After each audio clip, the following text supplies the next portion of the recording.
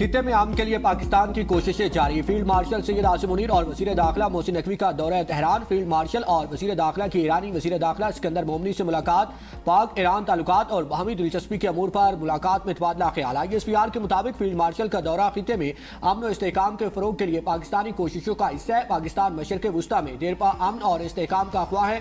Field marshal Syed Asim Munir Iran میں تنازع کے پرامن حل کے لیے کوششوں پر توجہ دیں گے۔ ترجمان ایرانی وزارت خارجہ اسماعیل بقائی کہتے ہیں فیلڈ مارشل سید عاصم منیر کے دورے میں دو طرفہ تعلقات سیکیورٹی امور پر بات ہوگی۔ مکہ دفاعی معاہدے میں شمولیت کی باضابطہ دعوت نہیں ملی۔ پاکستان خطے میں کشیدگی کے خاتمے کے لیے کوششیں کر رہا ہے۔ سلطنت عمان کے وزیر خارجہ کل تہران کا دورہ کریں گے۔ ابنۂ ہرمز کے ساحلی ممالک کے درمیان سیاسی مشاورت کو آگے بڑھایا جائے گا۔ امریکہ کی اقتصادی پابندیاں غیر قانونی ہیں، دباؤ کو کسی صورت قبول نہیں کریں گے۔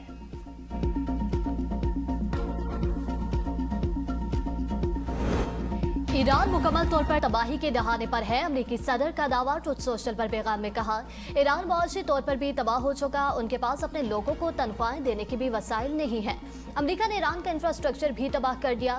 امریکی نائب صدر جے ڈی وینس کہتے ہیں ایران کے پاس بین الاقوامی تجارتی راستے مکمل طور پر بند کرنے کی صلاحیت نہیں۔ امریکہ اپنا ہرمز کے ذریعے تیل کی ترسیل جاری رکھنے میں کامیاب ہو رہا۔ روزانہ 7 سے 15 ملین بیرل تیل اپنا ہرمز سے منتقل کیا جا رہا ہے۔ امریکہ کے پاس ایران سے نمٹنے کے لیے بہت سے طریقے موجود ہیں۔ سب سے مؤثر طریقہ ایران کو تیل اور گیس کی تجارت روکنے کی قیمت چکانے پر مجبور کرنا ہے۔ مشرق وسطیٰ میں امریکی موجودگی کا بنیادی مقصد ایران کو جوہری ہتھیار حاصل کرنے سے روکنا ہے۔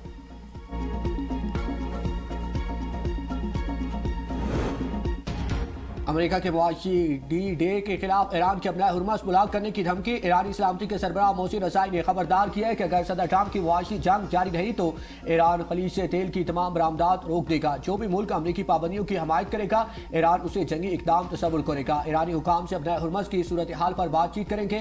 ایرانی پارلیمنٹ کی کمیٹی نے ابنۂ ہرمز میں جہازوں سے فیس لینے کی منظوری دے دی۔ قومی سلامتی اور خارجہ پالیسی کمیشن کی منظوری کے بعد فیس ایندھن، انشورنس، حفاظت اور دیگر خدمات کی عوض لی جائے گی۔ فیس ایرانی ریال یا کسی بھی دوسری کرنسی میں وصول کی جائے گی۔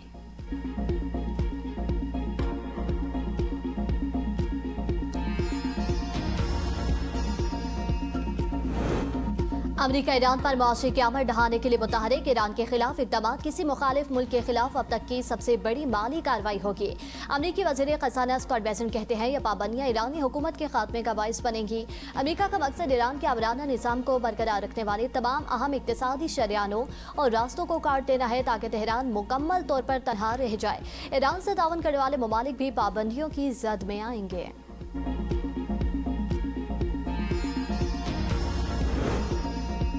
مجمد خارجہ پالیسی مجمد معیشت کو جنم دیتی ہے۔ ایران کے اسپیکر باقر کالیباف کا امریکی پالیسی پر تنزیہ وار کہا کہ امریکہ گوشت کی قیمتیں کم کرنے کے لیے مجمد گوشت درآمد کر رہا ہے۔ کیا بانڈز کے لیے مجمد شرح منافع بھی درآمد کی جائے گی؟ کیا گھروں کی قیمتوں کے لیے مجمد خریدار لائے جائیں گے؟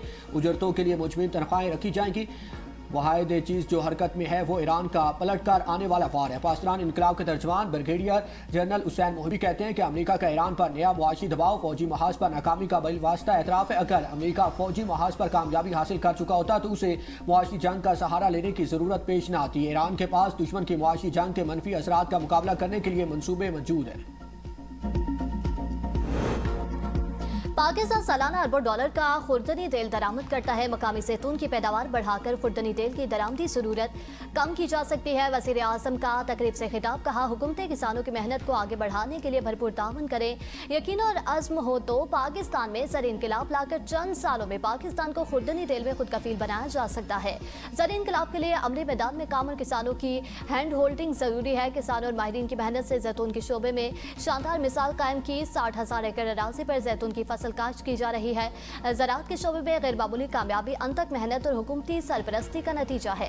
بلوچستان، خیبر پختونخوا، پنجاب اور سندھ کی حکومتوں نے کسانوں کی بھرپور رہنمائی کی کہ ڈوڈا اور سورج مکھی کی کاشت بڑھانے کے لیے اقدامات کیے جائیں۔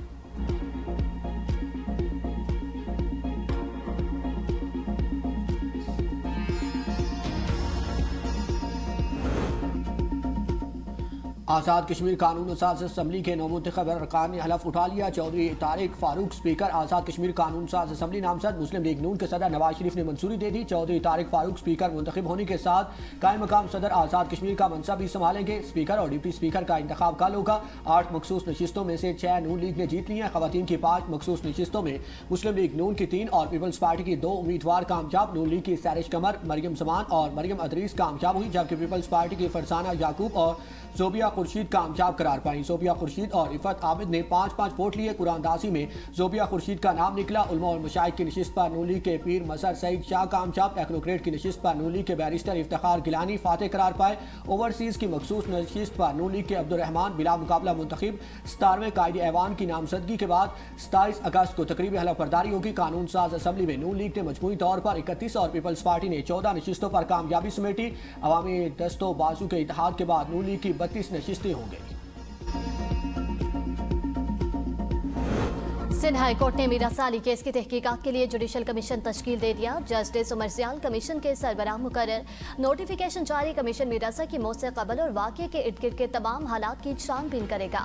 پولیس، MLO یا کسی سرکاری افسر کی غفلت اور کوتاہی کی بھی تحقیقات ہوں گی۔ شاہد چھپانے، تبدیل کرنے یا کیس میں کور اپ کے الزامات کا بھی جائزہ لیا جائے گا۔ کمیشن مزید تفتیش، فرانسک تجزیے اور قانونی یا محکمانہ کارروائی کی سفارشات دے گا۔ تمام متعلقہ اداروں اور افسران کو کمیشن سے مکمل تعاون کی ہدایت۔ میر اظہر کے اہل خانہ کی JIT کے لیے سندھ ہائی کورٹ میں درخواست میڈیا سے گفتگو میں وکیل جبران ناصر نے کہا، وزیر اعلیٰ سندھ کو بھی خط لکھ کر پوچھا تھا کہ شاہد کیوں ضائع ہوئے۔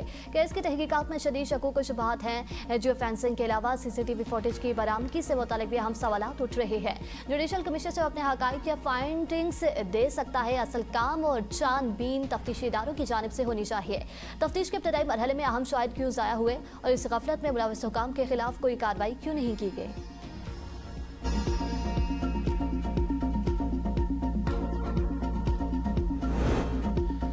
میر رضا قتل کیس جس کا بھی جرم ہے اسے قانون کے مطابق سزا ملنی چاہیے۔ حکومت متاثرہ خاندان کو مکمل انصاف کی فراہمی اور ہر ممکن تعاون کا یقین دلاتی ہے۔ میئر کراچی مرتضیٰ وہاب کی نیوز کانفرنس، کہا کہ جوڈیشل کمیشن تشکیل دے دیا۔ کمیشن کی رپورٹ 30 دن میں آ جائے گی۔ سندھ حکومت کمیشن کی مکمل معاونت کرے گی۔ وزیر اعلیٰ سندھ نے پولیس تفتیش پر تحفظات کے حوالے سے عام اجلاس طلب کیا۔ وزیر اعلیٰ نے تفتیشی ٹیم کی کارکردگی اور وکیل کے اٹھائے گئے سوالات پر بعض پٹس کی پہلی تفتیشی ٹیم کی کوتاہیوں کی نشاندہی کے بعد اسے تبدیل کر دیا گیا۔ پولیس یا سرکاری آفیسرز کی غفلت کی نشاندہی کے لیے عدالتی انکوائری ناگزیر ہے۔ جوڈیشل کمیشن کی رپورٹ کی روشنی میں محکمانہ نقائص کو دور کیا جائے گا۔ تفتیشی آفیسر عدالتی کمیشن کے حقائق کی بنیاد پر حتمی رپورٹ پیش کرے گا۔ واقعے کی تہہ تک پہنچنے کے لیے تمام دستاویزی شواہد عدالت میں پیش کریں گے۔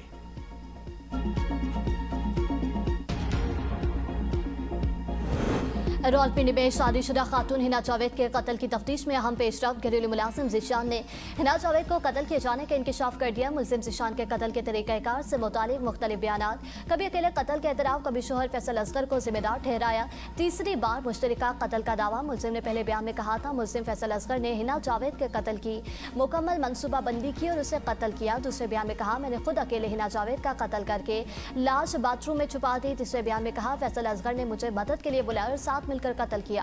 پولیس ذرائع کا کہنا ہے مقتولہ کو ہاتھ باندھ کر پھندا لگا کر قتل کرنا اور لاش کو شاور کے ساتھ باندھنا اکیلے شخص کا کام نہیں۔ ہنا جاوید کی پوسٹ مارٹم رپورٹ بھی سامنے آ گئی۔ مقتولہ کی گردن کی ہڈی ٹوٹی ہوئی، پسلیوں اور کولہے پر زخموں کے نشانات پائے گئے۔ دل کے گرد خون جمع ہونے کی نشاندہی۔ ابتدائی طور پر موت کی حتمی وجہ معلوم نہ ہو سکی۔ مزید فرانسک تجزیے کے لیے DNA سمیت دیگر نمونے لیبارٹری بھجوا دیے گئے۔ پولیس نے خاوند اور گھریلو ملازم کا 3 روزہ جسمانی ریمانڈ حاصل کر رکھا ہے۔